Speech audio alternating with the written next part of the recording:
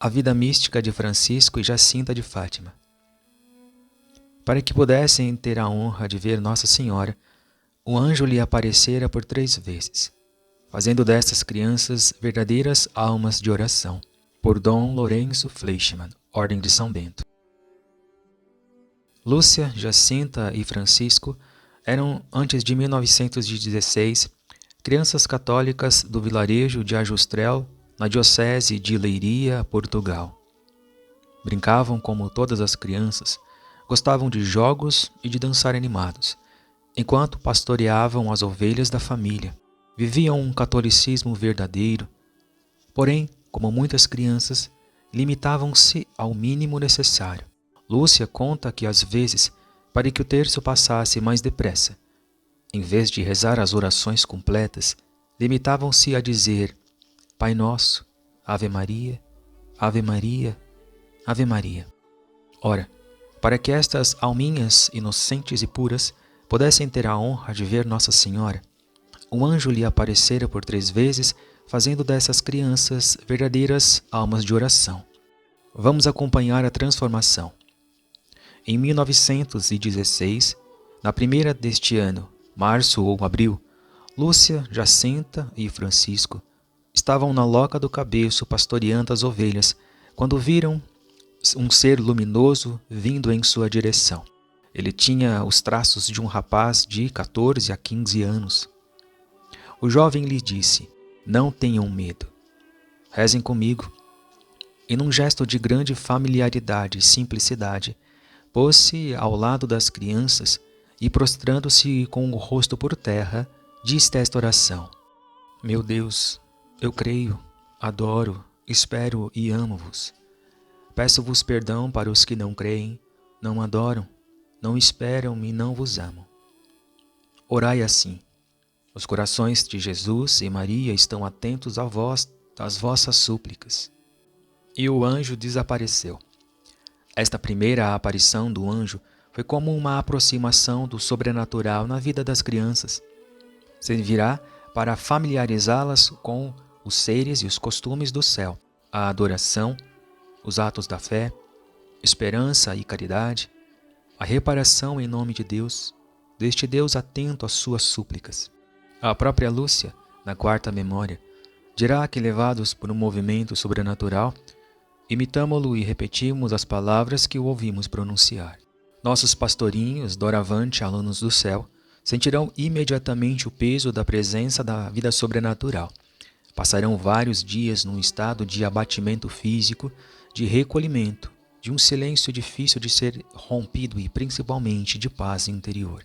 Acontece, porém, ainda depois de passado, ficar a vontade tão embebida e o entendimento tão absorto, que assim permanecem o dia todo e até vários dias. Quando volta a si, está com tão imensos lucros e tem em tão pouco as coisas da terra, que todas lhe parecem cisco em comparação do que viu. Daí em diante, vive muito penada e tudo o que lhe costumava causar prazer não lhe infunde a menor consolação. Santa Teresa d'Ávila. Tinham dificuldade de brincar, de falar e até mesmo de se mover. Daí em diante, eles passarão várias horas em oração, prostrados como o amigo do céu, repetindo: Meu Deus, eu creio, adoro, espero e vos amo. Só muitos dias depois que este estado de alma diminuirá pouco a pouco. Eis como nos conta Lúcia na 4ª memória. A atmosfera do sobrenatural que nos envolveu era tão intensa que quase não nos dávamos conta da própria existência, por um grande espaço de tempo, permanecendo na posição em que nos tínhamos deixado, repetindo sempre a mesma oração. A presença de Deus sentia-se tão intensa e íntima que nem mesmo entre nós nos atrevíamos a falar. No dia seguinte, sentíamos o espírito ainda envolvido por essa atmosfera que só muito lentamente foi desaparecendo. Nesta aparição, nenhum pensou em falar nem em recomendar segredo. Ela de si o impôs. Era tão íntima que não era fácil pronunciar sobre ela a menor palavra. Fez-se talvez também maior impressão por ser a primeira assim manifesta. A segunda aparição foi no verão deste mesmo ano, julho ou agosto. será a segunda lição de vida espiritual, centrada sobre o espírito de sacrifício. Após lhes dizer para rezar muito, o anjo acrescenta: os corações santíssimos de Jesus e Maria têm sobre vós desígnios de misericórdia, e acrescenta: oferecerei constantemente ao Altíssimo orações e sacrifícios. Como nos havemos de sacrificar? Pergunta Lúcia. De tudo o que puderes, oferecei a Deus sacrifício em um ato de reparação pelos pecados com que ele é ofendido, e súplica pela conversão dos pecadores. Atraí, assim, sobre a vossa pátria a paz. Sobretudo, aceitai e suportai com submissão os sofrimentos que o Senhor vos enviar. Eis, então, que Deus pede a Lúcia e seus companheiros muito mais do que na primeira vez. É normal que eles tenham perguntado ao anjo como se sacrificar. Para crianças daquela idade, a palavra sacrifício tem um sentido limitado, infantil. Deus queria que eles fossem além. Por isso, o anjo lhes ensina a se sacrificar e trazer para eles alguma noção até então ignoradas. Ato de reparação pelos pecados, súplicas pela conversão dos pecadores, aceitação das cruzes que Deus nos envia. Que impressão causou esta nova lição do anjo em suas almas? Lúcia nos conta. Estas palavras do anjo gravaram-se em nosso espírito, como uma luz que nos fazia compreender quem era Deus, como nos amava e queria ser amado, o valor do sacrifício e como ele lhe era agradável, como, por atenção a ele, convertia os pecadores.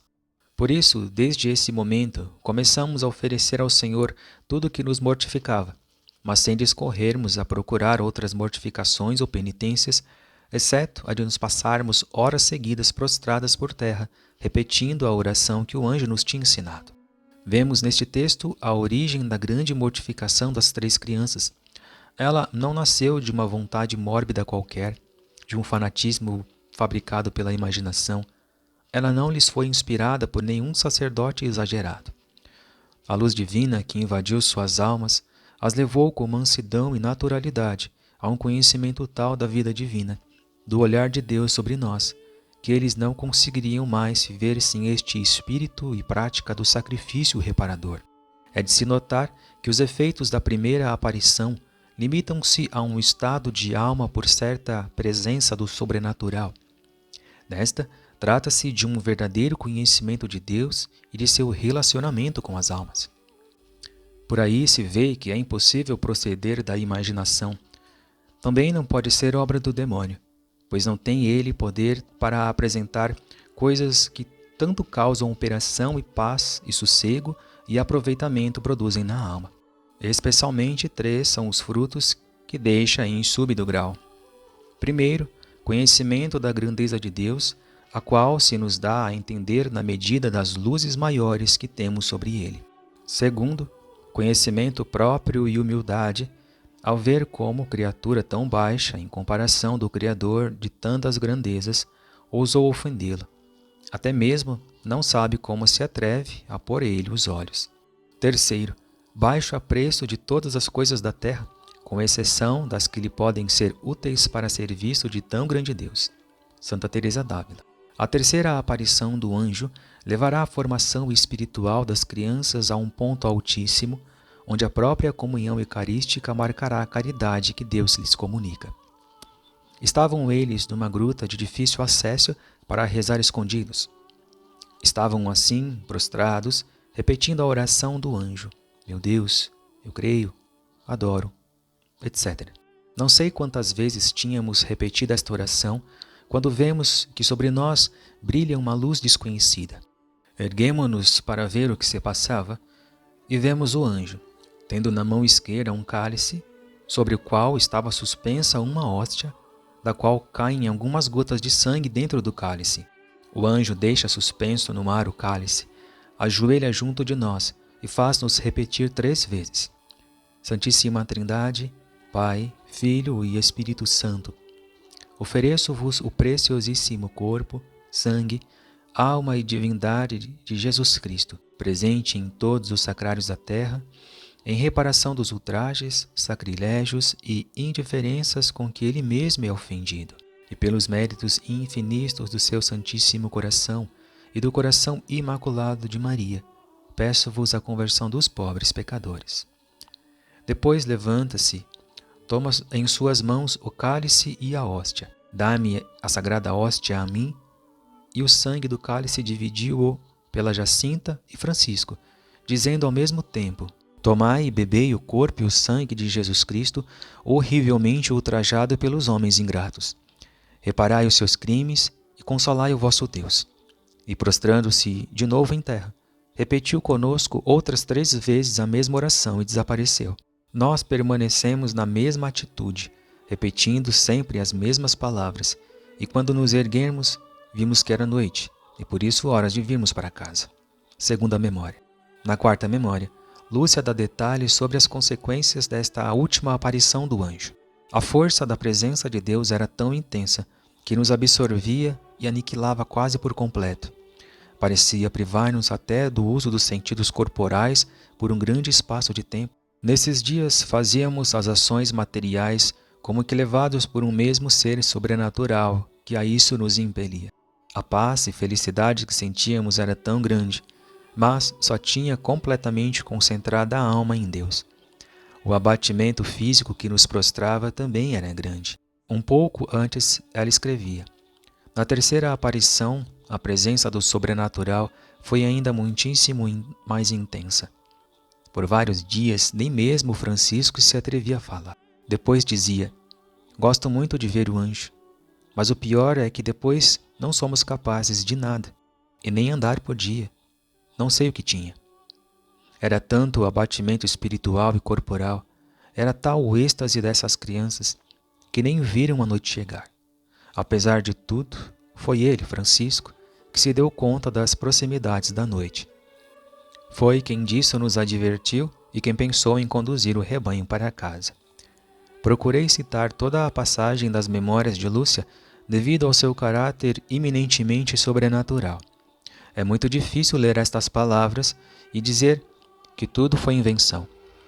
Os detalhes da vida espiritual são muito fortes.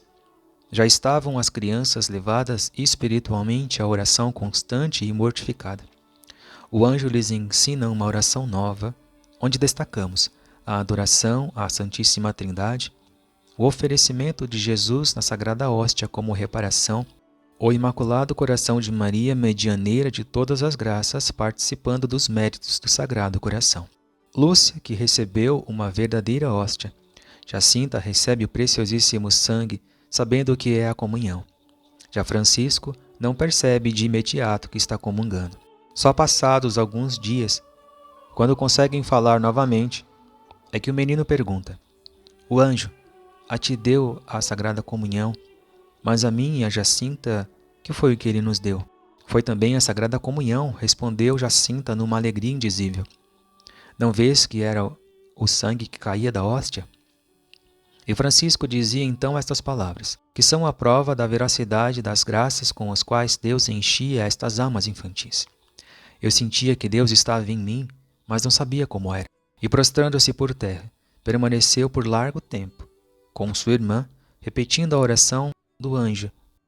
Aqui se lhe comunicam todas 3 pessoas, e lhe falam, e lhe dão a compreensão aquelas palavras do Senhor no Evangelho, quando disse que viria ele com o Pai e o Espírito Santo a morarem na alma que a ama e guarda seus mandamentos, e que cada dia se admira mais esta alma, porque lhe parece que as pessoas divinas nunca mais se apartam dela.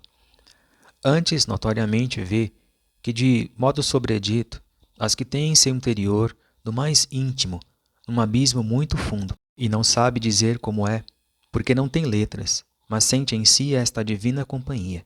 Santa Teresa.